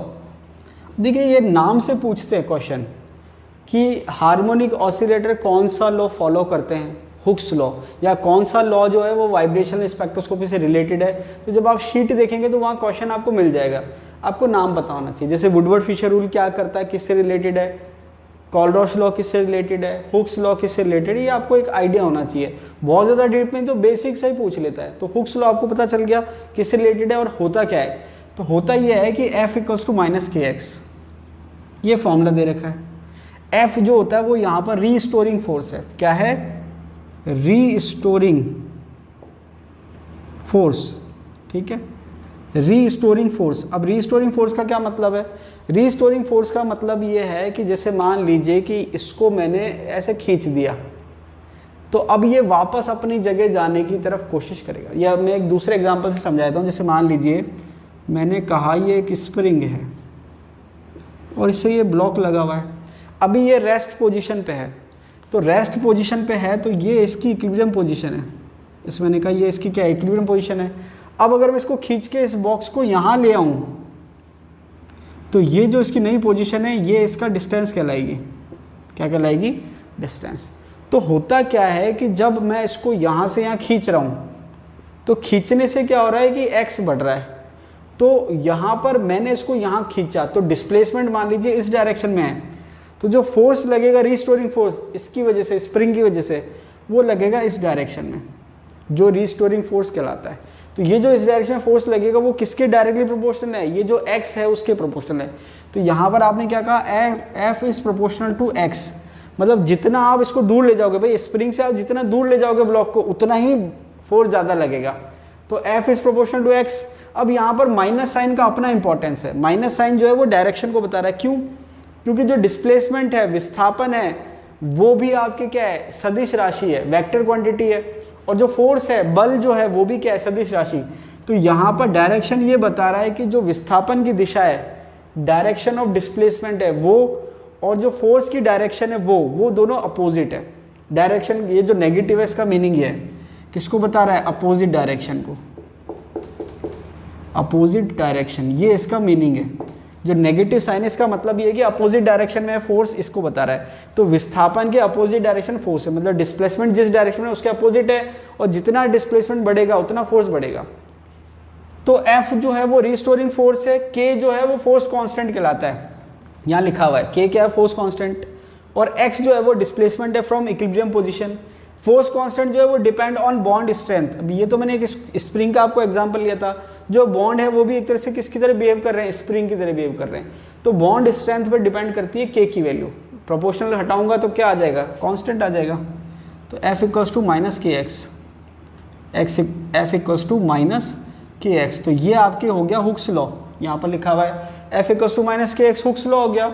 और वहीं पर पोटेंशियल एनर्जी का अगर फॉर्मूला निकालें तो पोटेंशियल एनर्जी जो है वी एक्स लिखो चाहे वी लिखो एक ही बात है, हाफ के एक्स स्क्वायर, क्या आ जाएगा, हाफ के एक्स स्क्वायर। तो ये डायरेक्टली फॉर्मूला पूछ सकते हैं भाई, F equals to minus k x, Hooke's law किससे रिलेटेड है, फॉर्मूला याद रखना है। और पोटेंशियल एनर्जी का फॉर्मूला क्या है, हाफ के एक्स स्क्वायर। ये तो है माइनस के एक्स, ये हाफ के एक्स स्क्वायर, यहाँ माइनस नहीं आ रहा, ध्यान रखना। क्यों, क्योंकि जो पोटेंशियल एनर्जी है वो स्केलर क्वांटिटी है। क्या है, स्केलर क्वांटिटी है। एनर्जी स्केलर क्वांटिटी होती है, ये वेक्टर क्वांटिटी है, ये स्केलर क्वांटिटी, ये सदिश राशि है, ये अदिश राशि है, समझ में आई बात। तो यहाँ पर ये आपके हाफ के एक्स स्क्वायर हो गया। ये आपके फॉर्मूले याद रखना, डायरेक्ट फॉर्मूला पूछ सकते हैं। तो ये आपके फोर्स का फॉर्मूला हो गया, ये पोटेंशियल एनर्जी का फॉर्मूला हो गया, ये फोर्स कांस्टेंट हो गया, ये एक्स हो गया। अब यहाँ पर जब हम एनर्जी की बात करते हैं तो जो एनर्जी लेवल आते हैं या एनर्जी का जो फॉर्मूला आता है तो वो क्या दे रखा है, V मतलब energy equals to E equals to bracket V plus half h nu. ये जो V है ये वाइब्रेशनल क्वांटम नंबर है। क्या है, वाइब्रेशनल क्वांटम नंबर, जिसकी वैल्यू कहाँ से कहाँ तक है, 0 से शुरू हो रही है आगे तक जा रही है। तो कई बार ये कंफ्यूजन हो जाता है कि वैल्यू कहाँ से शुरू है। जैसे हमने कहा था मुख्य क्वांटम संख्या n होती है, कहाँ से शुरू होती है, 1 से। उसके बाद दिगंशी क्वांटम संख्या होती है L, कहाँ से शुरू होती है, 0 से। तो आपको ध्यान रखना कौन सी कहाँ से शुरू हो रही है। तो वाइब्रेशनल क्वांटम नंबर 0 से शुरू हो रही है, समझ में आई बात। तो एनर्जी का फॉर्मूला क्या है, V plus half h new. V क्या है, वाइब्रेशनल क्वांटम नंबर, ठीक है। इसके बाद मैंने लिखा है एप्सिलॉन। अब ये जो एनर्जी थी ये एच न्यू में थी, मतलब जूल में थी। किस में थी, जूल में। अब मैं चाह रहा हूँ कि इसकी जो यूनिट है वो मतलब मेजरेबल यूनिट में आ जाए। अब जूल तो मेजरेबल यूनिट है नहीं, आई है स्पेक्ट्रोस्कोपी के लिए, तो मेजरेबल यूनिट क्या है, सेंटीमीटर इनवर्स। तो यहाँ पर एप्सिलॉन जब लिखा तो मैंने क्या करा, E अपॉन एच सी, ठीक है। E अपॉन एच सी करा तो एप्सिलॉन में आ गया। अब एच सी से डिवाइड करा तो ये आ गया वेव नंबर में। अब आप सोचोगे ये हो क्या रहा है, हो ये रहा है कि E equals to h nu होता है, ये प्लांक का फॉर्मूला है। और न्यू क्या है, फ्रीक्वेंसी। और मैंने आपको बताया था कि एक फॉर्मूला था C equals to nu lambda, ये मैंने आपको बता रखा है। तो अगर मुझे न्यू को हटाना तो न्यू क्या है, C अपॉन लैम्डा। यहाँ से आप क्या लिख सकते हो, C अपॉन लैम्डा। तो मैंने न्यू हटाया तो क्या हो गया, एच सी अपॉन लैम्डा। और लैम्डा को हटाऊंगा तो क्या हो जाएगा, एच सी न्यू बार। तो अगर मुझे न्यू बार चाहिए, वेव नंबर चाहिए, तो मुझे करना क्या पड़ेगा, E अपॉन एच सी करना पड़ेगा। वही तो मैंने किया है, E अपॉन एच सी करा तो क्या बच गया, न्यू बार बच गया। तो ये आपके हो गया V प्लस हाफ न्यू बार, जो कि सेंटीमीटर इनवर्स में, समझ आई बात। अब यहाँ पर ये आपके एनर्जी के फॉर्मूले हो गए, और ये आपके वाइब्रेशनल फ्रीक्वेंसी जो है उसका फॉर्मूला है। ऑसिलेटिंग फ्रीक्वेंसी भी कह देते हैं। ऑसिलेटिंग फ्रीक्वेंसी मतलब जो ऑसिलेशन हो रहा है, कंपन हो रहा है, उसकी आवृत्ति क्या है। ये जो आवृत्ति है ये IR स्पेक्ट्रोस्कोपी की जो फ्रीक्वेंसी है उससे सेम होती है, ठीक है।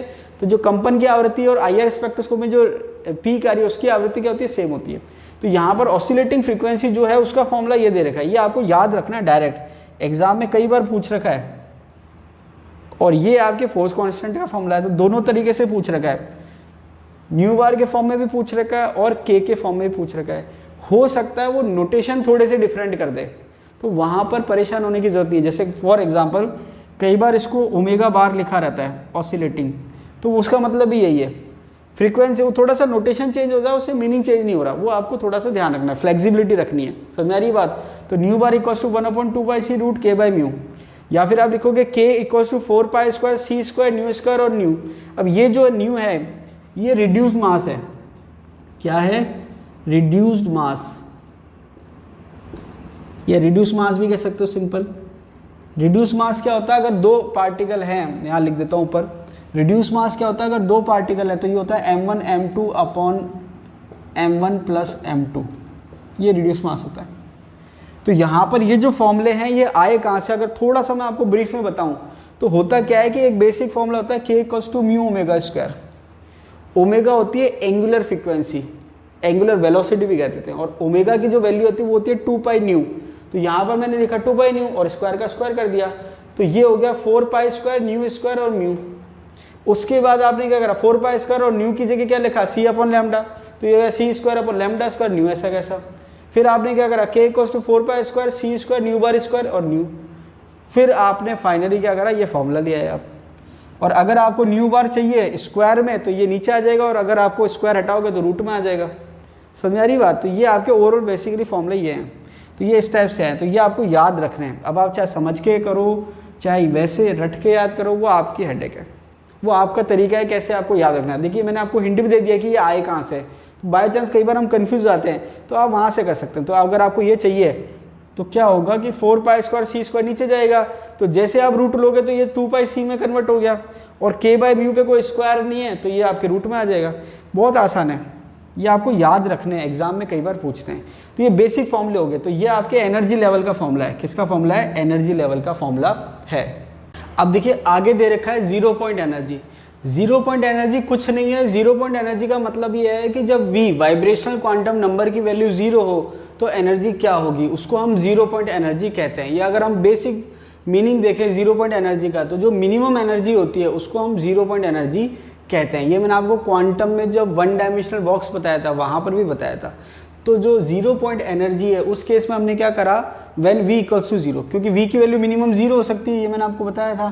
तो जब आप v की वैल्यू 0 रखोगे तो देखिए अभी थोड़ी देर पहले मैंने आपको फॉर्मूला बताया था, एनर्जी का फॉर्मूला क्या है, v plus half h nu, या फिर न्यू बार के सेंस में कहें तो v प्लस हाफ न्यू बार। तो यहाँ पर फॉर्मूला अगर v की वैल्यू 0 रख दी तो क्या बच गया, हाफ एच न्यू या फिर हाफ न्यू बार। तो ये 0 पॉइंट एनर्जी है। अब देखिए ये इस तरह की चीज़ें डायरेक्ट पूछी जा सकती है। क्वेश्चन कैसा आएगा, 0 पॉइंट एनर्जी का फॉर्मूला होगा, 4 ऑप्शन बना देगा, तो वहाँ पर अगर आपको पढ़ा था आप आसानी से कर सकते हो। तो हाफ एच न्यू और हाफ न्यू बार, ये जूल में है और ये सेंटीमीटर इनवर्स में। तो ये तो बात हो गई 0 पॉइंट एनर्जी की। अब अगर हम बात करें selection rule for harmonic oscillator, तो देखिए आपको अगर ध्यान हो तो मैंने लास्ट वीडियो में जब आपको यूवी स्पेक्ट्रोस्कोपी पढ़ाया था तो मैंने आपको बताया था कि ट्रांजिशन जो होते हैं वो 2 तरह के होते हैं। ट्रांजिशन का मतलब एक एनर्जी लेवल से दूसरे एनर्जी लेवल पे जाना। तो मॉलिक्यूल जब एक एनर्जी लेवल से दूसरे एनर्जी पे जाता है उसको ट्रांजिशन कहते हैं। तो ट्रांजिशन क्या होते हैं, 2 तरह के होते हैं, अलाउड और फॉरबिडन। अलाउड ट्रांजिशन वो होते हैं जो फ्रीक्वेंटली हो जाते हैं, मतलब मैक्सिमम मॉलिक्यूल वो ट्रांजिशन आसानी से शो कर देते हैं। लेकिन फॉरबिडन वो होते हैं जब मैक्सिमम मॉलिक्यूल आसानी से शो नहीं कर पाते, केवल कुछ ही मॉलिक्यूल वो ट्रांजिशन शो करते हैं, तो उसको हम कहते हैं फॉरबिडन। तो यहाँ पर रूल मतलब कोई रूल जिसको हम कहें कि भाई वो रूल बता रहा है कि कौन सा ट्रांजिशन अलाउड है और कौन सा ट्रांजिशन फॉरबिडन है, उस रूल को हमने क्या नाम दिया है, सिलेक्शन रूल। तो सिलेक्शन रूल बता क्या रहा है कि कौन सा ट्रांजिशन अलाउड होगा और कौन सा फॉरबिडन होगा, उसके बारे में जो आपको जानकारी देता है उसको हम कहते हैं सिलेक्शन रूल। तो यहाँ पर सिलेक्शन रूल जो है स्टार लगा के लिख लेना, 2 तरीके के हैं, एक है हार्मोनिक ऑसिलेटर के लिए और दूसरा सिलेक्शन रूल आएगा एन हार्मोनिक ऑसिलेटर के लिए। तो यहाँ पर आप देखोगे IR स्पेक्ट्रोस्कोपी में ही 2 सिलेक्शन रूल चल रहे हैं, हार्मोनिक के लिए अलग और एन हार्मोनिक के लिए अलग। तो ये ध्यान रखना आप। हार्मोनिक के लिए सिंपल है, v इक्वल्स टू +-1, मतलब डेल v जो है उसकी वैल्यू +-1 होनी चाहिए। डेल v +-1 का मतलब जब ट्रांजिशन हो तो v जो है वाइब्रेशनल क्वांटम नंबर उसमें 1 का अंतर आना चाहिए, 1 बढ़ भी सकता है और 1 कम भी हो सकता है। इसका मतलब अगर मान लीजिए कि मॉलिक्यूल जो है वो 0 एनर्जी लेवल पे है, मतलब v इक्वल्स टू 0 पे है, तो v इक्वल्स टू 0 से वो v इक्वल्स टू 1 पे जा सकता है, v इक्वल्स टू 0 से v इक्वल्स टू 2 पे नहीं जा सकता। किसके अकॉर्डिंग, सिलेक्शन रूल के अकॉर्डिंग। हार्मोनिक ऑसिलेटर की बात हो रही है, एन हार्मोनिक की नहीं हो रही, ध्यान रखना। तो हार्मोनिक ऑसिलेटर क्या कह रहा है, 1 का अंतर आ सकता है। अब जो v इक्वल्स टू 1 है वो या तो 0 में जाएगा या वो जाएगा 2 में। समझ में आ रही बात। तो ये सिलेक्शन रूल का मतलब है। तो यहाँ पर डेल v इक्वल्स टू +-1 का मतलब ये है कि एक एनर्जी लेवल ऊपर या एक एनर्जी लेवल नीचे जा सकता है, ये सिलेक्शन रूल हो गया। अब आप इसको एनर्जी की बात करोगे, भाई एनर्जी में चेंज कितना आया, तो इसको आप ऐसे समझो कि ये आप प्रैक्टिस करना घर पे, साइड में मैं आपको बताता हूँ कि एनर्जी का जो फॉर्मूला था, यहाँ लिख देता हूँ, E equals to v plus half h nu, या न्यू बार में कहें तो दोनों एक ही बात है, वो आप कर लेना। अब मैंने क्या करा, E इक्वल्स टू 0 माना, तो V की वैल्यू 0 हो गई, तो ये आ गया हाफ एच न्यू। फिर मैंने कहा E इक्वल्स टू 1, तो जब मैंने E इक्वल्स टू 1 लिखा तो V की वैल्यू 1 हो गई, तो 1 प्लस 1/2 कितना हो गया 3/2 h nu. E equals to मैंने 2 करा तो 2 प्लस हाफ हो गया, तो ये हो गया 5/2 एच न्यू।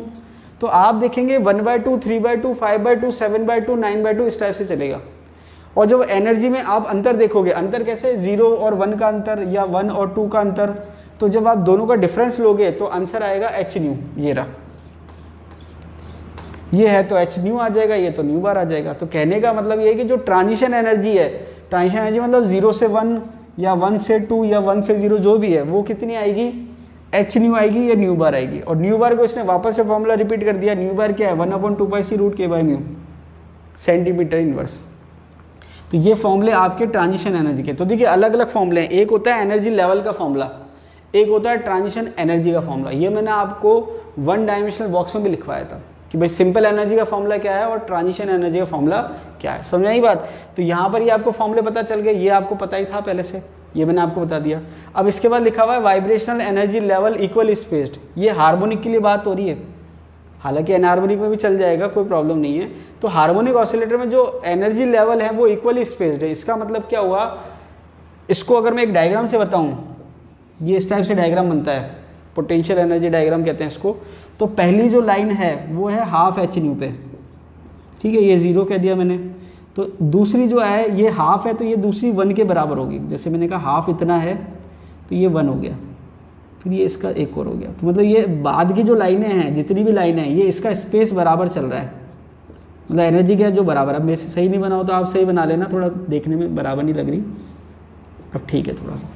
तो कहने का मतलब है पहली लाइन जो है वो हाफ एच न्यू पे है, फिर ये 3/2 एच न्यू, फिर ये 5/2 H new, 7/2 H new, 9/2 H new.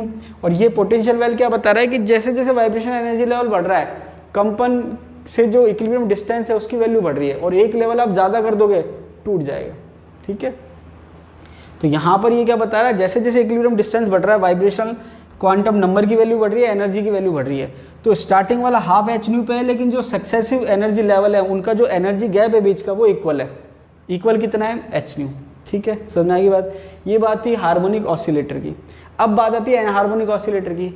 अब आपको एनहार्मोनिक में बहुत ज़्यादा कुछ भी ध्यान नहीं रखना, 2-3 चीज़ें ध्यान रखनी। सबसे इंपॉर्टेंट है selection rule. Selection rule harmonic का तो सिंपल सा था +-1, यहाँ पर सारे हैं +-1 भी है, +-2 भी है, +-3 भी है।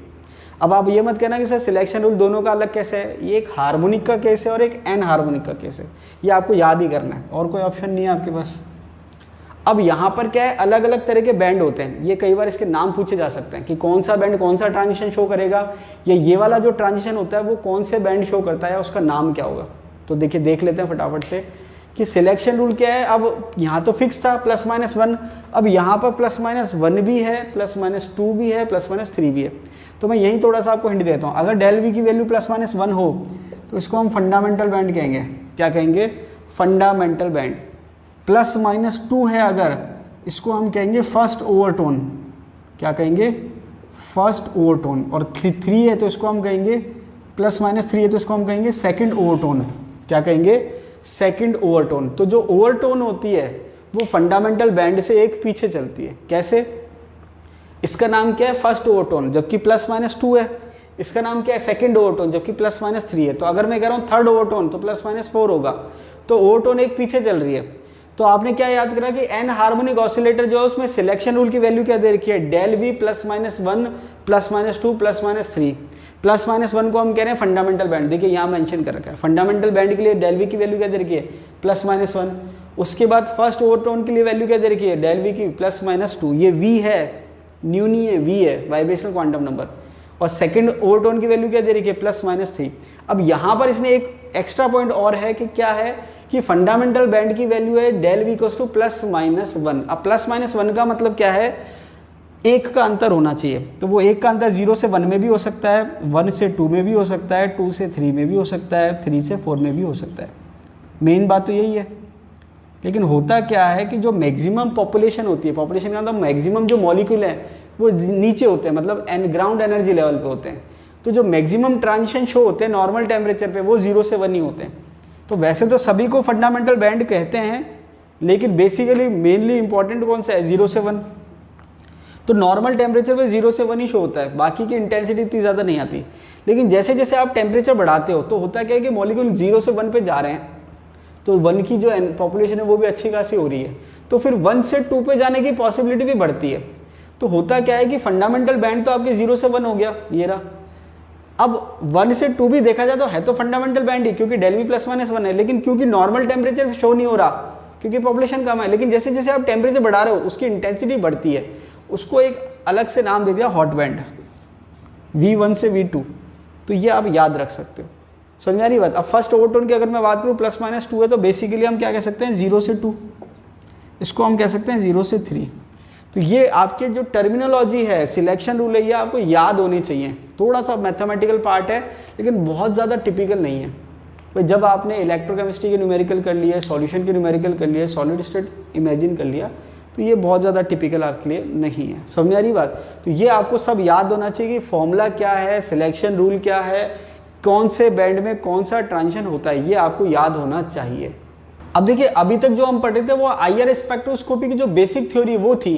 अब अगर हम इसकी एप्लीकेशन देखें तो कौन से मॉलिक्यूल की पीक क्या होगी ये यहाँ पर हमें याद करना है। अब देखिए इसका कोई और ऑप्शन नहीं है, आपको याद ही करना है। एग्जाम में सीधे सीधे आता है कि इसकी पीक की वैल्यू क्या होगी या रेंज क्या होगी, तो वहाँ पर आपको याद ही करना है और कोई ऑप्शन नहीं है, ठीक है। तो देख लेते हैं। अब देखिए सारी यहाँ पर लिखना पॉसिबल नहीं है, कोई लिमिट नहीं होती है, लेकिन जो काम की है वो मैंने यहाँ पर कंसिडर कर ली है जो एग्जाम में पूछी गई है, ठीक है।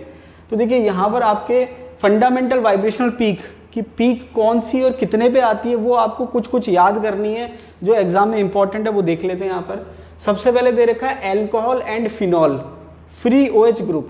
तो ये तो इसने कंपाउंड की बात कर दी कि उसमें कौन से कंपाउंड में कौन से ग्रुप है। तो अगर हम बात करें एल्कोहल और फिनॉल की तो उसमें OH ग्रुप की बात हो रही है। अब आप सबको पता होगा एल्कोहल फिनॉल क्या होता है, भाई इतनी तो मैं आपसे एक्सपेक्टेशन कर सकता हूँ। Alcohol and phenol free OH group, तो वहाँ पर जो फ्री OH ग्रुप है उसमें पीक कौन सी, वाइब्रेशनल मोड कौन सा, OH स्ट्रेचिंग। तो जैसे मैंने आपको कहा था स्ट्रेचिंग भी होती है, बेंडिंग भी होती है, यहाँ लिखा रहता है भाई। जैसे OH तो बॉन्ड को बता दिया उसने और स्ट्रेचिंग साइड भी लिखा हुआ है, मतलब स्ट्रेचिंग की बात हो रही है। स्ट्रेचिंग जो OH है, अब देखिए यहाँ पर 3 एक साथ आ गए, कौन कौन से आ गए, alcohol and phenol free OH group, ये फ्री की बात कर रहा है। इंटरमोलिकुलर हाइड्रोजन बॉन्डेड, इंटरमोलिकुलर की बात कर रहा है। इंट्रामोलिकुलर, इंट्रा मतलब, तो देखिए इंटर और इंट्रा, तो इंटर का मतलब होता है डिफरेंट, इंटर का मतलब क्या होता है डिफरेंट, और इंट्रा का मतलब क्या होता है सेम। तो जैसे हम कहते हैं इंटर स्टेट कॉम्पिटिशन है, तो इंटर स्टेट या इंटर कॉलेज कंपटीशन है, तो इंटर कॉलेज मतलब अलग अलग कॉलेज पार्टिसिपेट कर रहे हैं। तो इंटर मॉलिक्यूलर हाइड्रोजन बॉन्डिंग का मतलब हाइड्रोजन बॉन्डिंग जब हो रही है तो 2 अलग अलग मॉलिक्यूल पार्टिसिपेट कर रहे हैं। अब हाइड्रोजन बॉन्डिंग क्या होती है डिटेल में हम केमिकल बॉन्डिंग पढ़ेंगे, यहाँ पर अभी फिलहाल इतना टाइम नहीं है। तो यहाँ पर इंटर मॉलिक्यूलर का मतलब 2 अलग अलग मॉलिक्यूल में हाइड्रोजन बॉन्डिंग हो रही है, और इंट्रा का मतलब एक ही मॉलिक्यूल में हाइड्रोजन बॉन्डिंग हो रही है, और ये फ्री है, यहाँ कोई हाइड्रोजन बॉन्डिंग नहीं है। तो अब यहाँ पर अगर आपको देखा हो तो आपने अभी हमने देखा था कि जो K होता है वो फोर्स कॉन्स्टेंट होता है, और K जो होता है फोर्स कांस्टेंट वो बॉन्ड की नेचर पे डिपेंड करता है। तो सीधा सा फंडा ये है कि अगर बॉन्ड स्ट्रांग होगा तो फोर्स कांस्टेंट जो है वो स्ट्रांग होगा, और फोर्स कांस्टेंट स्ट्रांग होगा तो पीक की वैल्यू ज़्यादा आएगी। बॉन्ड स्ट्रांग होगा तो पीक की वैल्यू ज़्यादा आएगी। अब होता क्या है, हाइड्रोजन बॉन्डिंग क्या करता है, बॉन्ड को वीक कर देता है, तो पीक की वैल्यू क्या हो जाएगी, कम हो जाएगी। समझ में आई बात। तो फ्री की जो पीक है वो कितनी आ रही है, 3500 से 3700, 3500 से लेके 3700 फ्री की। और जब हाइड्रोजन बॉन्डिंग हो रही है तो इसको वीक कर रहा है। अब इंट्रा में तो क्या है, इतनी हाइड्रोजन बॉन्डिंग नहीं हो रही है, एक ही मॉलिक्यूल है, इंटर में ज़्यादा होती है, तो ये ज़्यादा वीक कर रहा है, मतलब इसकी पीक ज़्यादा गिरेगी। तो हाइड्रोजन बॉन्डिंग से पीक की वैल्यू क्या होती है, डिक्रीज होती है। ये आप ध्यान रख लेना, बेसिक चीज़ है। अब हर चीज़ की लैंग्वेज लिखी नहीं जा सकती, ये आपको खुद को याद करनी है। तो हाइड्रोजन बॉन्डिंग की वजह से बॉन्ड वीक होता है, पीक की वैल्यू कम हो जाती है। इंट्रा में थोड़ी कम होती है, इंटर में ज़्यादा कम हो जाती है। अब देखिए 3500 से 3700 थी, इंट्रा में कितनी कम हुई, थोड़ी कम हुई, 3450 से 3570, और इंटर में और ज़्यादा कम होगी, 3200 से लेके 3400। अब ये जो रेंज है ये एक फ्लेक्सिबिलिटी आपको रखनी है। एग्जाम में बिल्कुल ऐसा का ऐसा ऑप्शन आपको मिले कोई ज़रूरी नहीं है, रेंज वो थोड़ी बहुत आगे पीछे करेगा, आपको अकॉर्डिंग टू ऑप्शन चूज़ करना है। समझ में आ रही बात। तो ये इंपॉर्टेंट है, तीनों एग्जाम में पूछी जा चुकी है, तीनों का मतलब इससे रिलेटेड। तो फ्री पूछ सकता है, इंट्रा और इंटर पूछ सकता है, तो ये आपको ध्यान रखना है। इसके बाद बात आती है कार्बोनिल कंपाउंड जो होते हैं। तो कार्बोनिल कंपाउंड मतलब CO स्ट्रेचिंग फ्रीक्वेंसी। हालांकि सारी नहीं पूछी गई है, लेकिन मैंने कंपैरिजन के लिए मेंशन कर दी है। तो CO जो ग्रुप है उसकी स्ट्रेचिंग फ्रीक्वेंसी की वैल्यू क्या होगी? अब देखिए CO ग्रुप जो है एल्डिहाइड में भी दिखाई दे रहा है आपको, एरिल एल्डिहाइड, डिफरेंस नहीं है ज़्यादा, एल्डिहाइड ही है। कीटोन, एस्टर, एसिड क्लोराइड और अमाइड, ये सारी मैंने ले ली है। एसिड क्लोराइड को हम नॉर्मली एसिड हैलाइड भी कह देते हैं, एसिड क्लोराइड हमने बात कर रखी है। तो यहाँ पर सबके कार्बोनिल ग्रुप मेंशन है, तो इन सब में कार्बोनिल ग्रुप है। अब आप जब पीक की वैल्यू देखोगे तो देखिए पीक की वैल्यू जब आप देखोगे तो यहाँ पर 1750 से 1720 किसकी है? एल्डिहाइड की, ठीक है। इसके बाद एरिल एल्डिहाइड की आप देखोगे वैल्यू कम हो गई है, ठीक है। उसके बाद दे रखा है कीटोन, तो कीटोन की वैल्यू कम है किससे? एल्डिहाइड से। अब देखिए यहाँ पर किसकी कम है किसकी ज़्यादा है, ऐसा क्यों हो रहा है, ये बहुत डिटेल में चल जाएगा हाई लेवल में, हमको इतना नहीं जाना, हमको केवल वैल्यू देखनी है। एल्डिहाइड की कितनी है? 1720 से 1750। अब रेंज जो है मैंने आपको क्या कहा, मॉलिक्यूल पर डिपेंड करती है। कम मॉलिक्यूल लेंगे तो कम रेंज होगी, ज़्यादा मॉलिक्यूल लेंगे तो ज़्यादा रेंज हो जाएगी। फ्लेक्सिबिलिटी आपको रखनी है, ठीक है। 1720 से 1750 एल्डिहाइड, 1690 से लेके 1715 एरिल एल्डिहाइड, मतलब एरिल एल्डिहाइड की पीक कम आएगी। 1700 से 1725 कीटोन। एस्टर की पीक ज़्यादा आ रही है, समझा नहीं बात? एस्टर की पीक क्या आ रही है? ज़्यादा आ रही है, किससे? एल्डिहाइड और कीटोन से, ठीक है। यहाँ पर अब आप ये मत कहना कि सर ये तो 1750 ये भी एंड हो रहा है, 1750 ये भी एंड हो रहा है। ओवरऑल जब इसके लिख रहे हैं तो 1720 से 1750 लिख रहे हैं, जबकि ये 1735 से 1750 लिख रहे हैं, तो एस्टर की ज़्यादा मानी जाएगी एल्डिहाइड और कीटोन से। उसके बाद एसिड हैलाइड, एसिड हैलाइड की आप देखोगे 1790 से 1820 ज़्यादा दे रखी है। अमाइड की सबसे कम है, इन सब में अगर देखें तो सबसे कम अमाइड की दे रखी है, तो ये आपको ध्यान रखना है। एसिड हैलाइड जो है इसकी सबसे ज़्यादा है। तो आपको क्या करना है, ऑर्डर देखना है। देखिए नेट में या गेट में जहाँ तक मुझे ध्यान आ रहा है कि ऑर्डर पूछ रखा है कि फ्रीक्वेंसी का ऑर्डर क्या होगा, तो RPSC भी पूछ सकते हैं, क्योंकि आजकल जो पेपर बनाने वाले हैं वो नेट से और अदर एग्जाम से रिलेटेड हैं या कनेक्टेड हैं, तो पूछा जा सकता है। तो आपको एक ऑर्डर बेसिक आइडिया होना चाहिए कि किसकी कम है और किसकी ज़्यादा है, ठीक है। अब देखिए आगे क्या दे रखा है, इंपॉर्टेंट जो है एल्काइन। अब देखिए एल्काइन जो है इसमें बाकी देखिए मैंने क्या कहा, सारी पीक यहाँ लिखना पॉसिबल नहीं था। अब कार्बन कार्बन सिंगल बॉन्ड की कितनी होती है, कार्बन कार्बन डबल की कितनी होती है, कार्बन कार्बन ट्रिपल, ये आप देख लेना, ठीक है। अब जो काम के जो एग्जाम के पॉइंट ऑफ व्यू से इंपॉर्टेंट है वो केवल मैं यहाँ डिस्कस कर रहा हूँ। अब एल्काइन की बात करें तो एल्काइन दो तरह के होते हैं, इंटरनल एल्काइन और टर्मिनल एल्काइन। भाई इंटरनल एल्काइन का मतलब कार्बन कार्बन ट्रिपल बॉन्ड जब है उसके बाद कार्बन ही है, ये इंटरनल एल्काइन कहलाता है। और अगर एक भी यहाँ पर कार्बन हटा के मैं हाइड्रोजन लगा दूँ, ये टर्मिनल एल्काइन कहलाएगा। तो टर्मिनल एल्काइन की अगर हम बात करें तो जो ट्रिपल बॉन्ड कार्बन के साथ जो हाइड्रोजन है उसकी जो स्ट्रेचिंग फ्रीक्वेंसी है वो इम्पॉर्टेंट है। हालांकि रेंज दे रखी है लेकिन आपको 3300 ध्यान रखना है। ये क्वेश्चन नेट में पूछा जा चुका है कि ये जो पीक होती है किसकी पीक होती है। टर्मिनल एल्काइन में कार्बन हाइड्रोजन की जो स्ट्रेचिंग फ्रीक्वेंसी है उसकी पीक होती है, इंपॉर्टेंट है, पूछी जा सकती है। इससे आप पता लगा सकते हो कि टर्मिनल एल्काइन है या इंटरनल एल्काइन है। इंटरनल एल्काइन होगा तो 3300 की पीक नहीं आएगी, लेकिन अगर टर्मिनल एल्काइन होगा तो ये पीक आएगी। तो ये फायदा होता है स्पेक्ट्रोस्कोपी का। तो स्पेक्ट्रोस्कोपी से आपको आइडिया लग रहा है, आप जैसे मान लीजिए कैसे मॉलिक्यूल पहचानोगे, 3300 की पीक आ रही है तो आपको आइडिया लग सकता है कि टर्मिनल एल्काइन हो सकता है। अब आप ये मत कहना सर इधर भी तो 3300 आ रहा है, वो अलग कंडीशन है, वो ओवरऑल पीक देखनी पड़ेगी, ठीक है, ये इंपॉर्टेंट है। इसके बाद एल्कीन, ये भी इंपॉर्टेंट है। एल्कीन में कौन सी वाली, देखिए एल्कीन में कार्बन कार्बन डबल बॉन्ड है वो भी अलग है, लेकिन सबकी बात देखिए पर्टिकुलर पीक कौन सी उसकी भी ध्यान रखना। अब केवल ये नहीं कि भाई मैंने एल्काइन याद कर लिया, एल्काइन की पीक ये होती है। एल्काइन में किसकी peak, triple bond carbon hydrogen के स्ट्रेचिंग की पीक, ठीक है। अब बात हो रही है एल्कीन की। एल्कीन भी दो तरह की होती है, ट्रांस और सिस। अब ट्रांस और सिस तो मैं आपको थोड़ा आइडिया दे देता हूँ। कार्बन कार्बन डबल बॉन्ड है, ग्रुप ये रहा और ग्रुप ये रहा, दो ग्रुप अपोजिट हैं तो ट्रांस, दो ग्रुप सेम है तो सिस। जैसे मान लीजिए CH3 और CH3, ये H और ये H, ये ट्रांस हो गया। ये CH3, ये CH3, ये H और ये H, ये सिस हो गया, ठीक है। तो ये आपकी बात हो रही है ट्रांस और सिस की। अब कौन सी पीक, ट्रिपल बॉन्ड कार्बन तो हो गया, कार्बन के साथ जो हाइड्रोजन है उसकी पीक, और वो भी कौन सी, स्ट्रेचिंग नहीं बेंडिंग, ये ध्यान रखना। तो एल्कीन में ट्रांस की और सिस की जो बेंडिंग की पीक आ रही है कार्बन हाइड्रोजन की, वो अलग अलग आ रही है। ऊपर दे रखा है ट्रांस कितनी है, 990 से 960, और जो सिस है उसकी कितनी है, 680 से 730। तो ये डिफरेंस आ रहा है सिस में और ट्रांस में। इंपॉर्टेंट है, एग्जाम में कई एग्जाम में पूछी जा चुकी है, RPSC ने नहीं पूछी तो पूछ सकती है, बहुत इंपॉर्टेंट है सिस और ट्रांस। अब देखिए सिस और ट्रांस में आप देखोगे सिस की कम है, ट्रांस की ज़्यादा है। सिस की कितनी आ रही है, लगभग 680 से 730, और ट्रांस की कितनी आ रही है, 960 से 990। तो ट्रांस की ज़्यादा है, सिस की कम है, इंपॉर्टेंट है। देखिए सारी इंपॉर्टेंट वाली ली है, बाकी बिना इंपॉर्टेंट वाली मैंने नहीं ली है, आप पढ़ लेना, ठीक है। ऐसा नहीं कि इससे बाहर नहीं आ सकती, लेकिन मेन यही है। इसके बाद है एरोमेटिक रिंग। अब देखिए ये आरपीएससी ने मुझे, हालांकि नॉर्मली दूसरे एग्जाम में नहीं पूछी जाती, लेकिन आरपीएससी ने पूछ रखी है, 2 बार पूछ रखी है। किसकी पूछ रखी है, एरोमेटिक रिंग की। अब इसने सिस ट्रांस तो नहीं पूछी, लेकिन एरोमेटिक रिंग में सेम डबल बॉन्ड कार्बन के साथ जो हाइड्रोजन है उसकी जो बेंडिंग की पीक है, आउट ऑफ प्लेन बेंडिंग लिखा हुआ है, specially out of plane bending जो है उसकी पीक पूछ रखी है। कितनी दे रखी है, 650 से 900। कितनी दे रखी है, 650 से 900। तो यहाँ पर सिस ट्रांस की कितनी थी, 680 से 730, 960 से 990। इसने एरोमेटिक भी आरपीएससी ने जोड़ के इसको भी इंपॉर्टेंट बना दिया, 2 बार पूछ लिया ये आरपीएससी ने। कितना है, 650 से 900। उसके बाद लास्ट में है इलेक्ट्रॉनिक कार्बोनिल। अब देखिए इलेक्ट्रॉनिक कार्बोनिल का क्या मतलब है, तो वाइवा में जब आप देखेंगे प्रैक्टिकल के टाइम पे वाइवा होता है, तो सिंपल एक वाइवा में पूछते हैं लेक्टोन क्या होता है। तो लेक्टोन जो होता है वो साइक्लिक एस्टर को कहते हैं। किसको कहते हैं, साइक्लिक एस्टर को।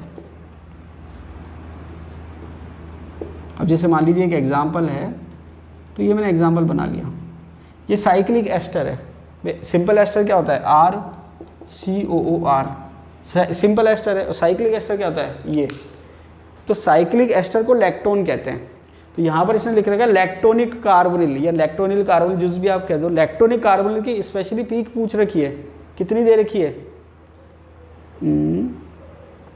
1 सेकेंड, 1700। लैक्टोनिक कार्बोनिल जो है वो 1750 है, एक 0 रह गया यहाँ पर। 1750 से लेके 1800 लैक्टोनिक कार्बोनिल की। अब देखिए पहली बात तो एस्टर हो गया और दूसरा रिंग होगी, तो एस्टर की जो थी वो थी कम, 1735 से 1750। लेकिन जब ये रिंग बना लेता तो इसमें स्ट्रेन भी आ जाता है साथ में, ठीक है। तो उसकी पीक जो होती है बढ़ जाती है 1750 से 1800। ये भी आरपीएससी ने पूछ रखी है। तो ये जितनी भी मैंने लिखी है ये सब कहीं ना कहीं या तो आरपीएससी में पूछी गई है या डिफरेंट कॉम्पिटिटिव एग्जाम में पूछी गई है। और भी पीक्स हैं वो आप देख सकते हो, जो इंपॉर्टेंट थी वो मैंने यहाँ पर सारी की सारी बता दी है। अब देखिए आईआर स्पेक्ट्रोस्कोपी में लास्ट टॉपिक दे रखे हैं hydrogen bonding and isotope effect. अब देखिए हाइड्रोजन बॉन्डिंग थोड़ा बहुत मैंने आपको बताया, वापस से देख लेते हैं।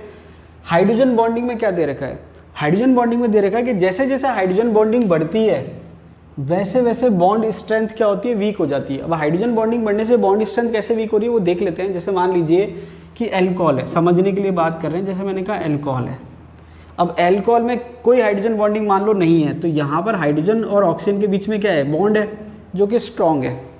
अब हाइड्रोजन बॉन्डिंग क्या हो रही है कि दूसरा जो एल्कोहल का मॉलिक्यूल है, जैसे मैंने कहा ये HO और ये R, हाइड्रोजन बॉन्डिंग होता क्या है कि हाइड्रोजन जो होता है वो इलेक्ट्रोनेगेटिव एटम से जुड़ा होता है। तो एक तो ट्रू बॉन्ड है, और जो दूसरा एटम होता है वो उसको क्या करता है, अट्रैक्ट करता है, क्योंकि पोलैरिटी है। ये डेल नेगेटिव है, ये डेल पॉजिटिव है, ये डेल नेगेटिव है, ये डेल पॉजिटिव है।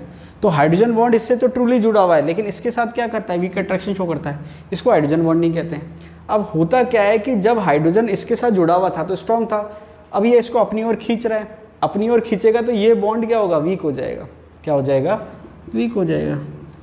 और हमने क्या देखा था कि जब बॉन्ड स्ट्रांग होता है तो उसकी फ्रीक्वेंसी ज़्यादा आती है, बॉन्ड वीक होता है तो फ्रीक्वेंसी क्या हो जाती है, कम, क्योंकि K जो है फोर्स कांस्टेंट उस पर डिपेंड कर रहा है।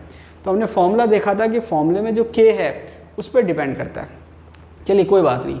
अब यहाँ पर हम देखें तो हाइड्रोजन बॉन्डिंग बढ़ती है तो बॉन्ड स्ट्रेंथ कम हो जाती है, और बॉन्ड स्ट्रेंथ कम होगी तो फ्रीक्वेंसी क्या हो जाएगी, कम। एक तो ये आपको ध्यान रखना है। अब इसके बाद इसने एक स्टेप और आगे, ये तो सिंपल हाइड्रोजन बॉन्डिंग आती है, अब एक स्टेप और आगे क्या, एक तो इंट्रामोलिकुलर हाइड्रोजन बॉन्डिंग और एक इंटर है। जैसे मैंने आपको बताया ज़्यादा इफेक्ट किस में पड़ता है, इंटर में ज़्यादा डिक्रीज होती है फ्रीक्वेंसी, इंट्रा में थोड़ी कम होती है। अब यहाँ दूसरा पॉइंट है, दूसरा पॉइंट क्या है, डाइल्यूशन का इफेक्ट। डाइल्यूशन का मतलब जो आपके सॉल्वेंट है वो आप ऐड कर रहे हो और डाइल्यूट कर रहे हो सॉल्यूशन को, उसका क्या इफेक्ट है। तो ये कह रहा है no effect on frequency in intramolecular. अब क्योंकि इंट्रामोलिकुलर में हाइड्रोजन बॉन्डिंग आपस में हो रही है, उसको मतलब ही नहीं सॉल्वेंट से, भाई कितना बढ़ा लो हमारे फर्क ही नहीं पड़ रहा। क्यों, क्योंकि वो तो आपस में हाइड्रोजन बॉन्डिंग कर रहे हैं, कोई दिक्कत ही नहीं उसको, तो नो इफेक्ट है। लेकिन जब बात आती है इंटरमोलिकुलर की, तो उस केस में क्या होता है, तो इसको आप ऐसे समझो कि एक मॉलिक्यूल है, सिंपल सा बताता हूँ, ये एक मॉलिक्यूल है, ये दूसरा मॉलिक्यूल है, ये आपस में हाइड्रोजन बॉन्डिंग शो कर रहे हैं। अब मैंने डाइल्यूशन बढ़ा दिया, तो डाइल्यूशन बढ़ाने से क्या होगा, सॉल्वेंट ज़्यादा हो गया। अब सॉल्वेंट ज़्यादा होगा तो जो सॉल्यूट के मॉलिक्यूल हैं वो क्या हो जाएंगे, दूर दूर हो जाएंगे। ये पास था, अब ये दूर हो गया। अब दूर दूर होने से उसकी हाइड्रोजन बॉन्डिंग की पॉसिबिलिटी बढ़ेगी या घटेगी, क्या हो जाएगी, कम हो जाएगी। मतलब डाइल्यूशन करने से मॉलिक्यूल दूर दूर हो जाएंगे, और दूर दूर हो जाएंगे तो जो इंटर मॉलिक्यूलर हाइड्रोजन बॉन्डिंग है उसकी स्ट्रेंथ और पॉसिबिलिटी क्या हो जाएगी, कम हो जाएगी। और जब कम होगी भाई, हाइड्रोजन बॉन्डिंग कम होगी तो बॉन्ड स्ट्रेंथ बढ़ेगी, तो क्या होगी, फ्रीक्वेंसी बढ़ जाएगी। तो ये बात थी हाइड्रोजन बॉन्डिंग की, ठीक है, देख लेना। इसके बाद लास्ट टॉपिक है आइसोटोप इफेक्ट। अब आइसोटोप क्या होता है ये तो आप जानते ही हैं, एटॉमिक स्ट्रक्चर में आपने देखा होगा आइसोटोप क्या होता है। हिंदी में कहते हैं समस्थानी। समस्थानी का मतलब है एटॉमिक नंबर तो सेम है लेकिन मास नंबर डिफरेंट है, ठीक है। अब यहाँ पर आइसोटोप का क्या फ़र्क पड़ता है, तो देखिए यहाँ पर हमने जो फॉर्मूला देखा था उसमें आप जब फॉर्मूले में रिलेशन देखोगे तो ये जो है न्यू बार फ्रीक्वेंसी, ये किसके प्रोपोर्शनल है, इनवर्सली प्रोपोर्शनल रूट के म्यू के।